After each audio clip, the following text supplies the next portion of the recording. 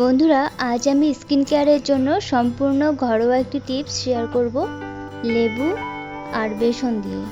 তো এর জন্য প্রথমে আমি বাটিতে 2 চামচ বেসন নিয়ে নেব। তারপর এর মধ্যে দিয়ে দেব লেবুর রস। লেবুর রস দিয়ে এটাকে এখন ভালো করে মিশিয়ে নিতে হবে।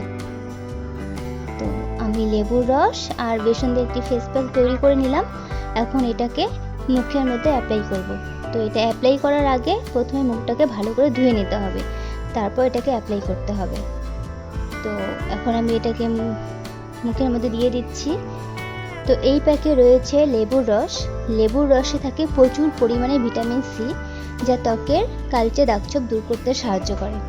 আর লেবু অয়েলি স্কিনের জন্য খুবই উপকারী। তো যারা অয়েলি স্কিনে ভোগো, যাদের স্কিনটা খুবই অয়েলি, তারা কিন্তু এই লেবু দিয়ে এই প্যাকটি ব্যবহার করতে পারো।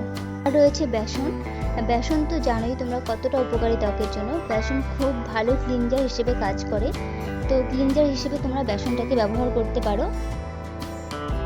তো এইভাবে সম্পূর্ণ মুখে অ্যাপ্লাই করে নিতে হবে। তার সাথে সাথে গলার মধ্যেও দিয়ে দিতে হবে।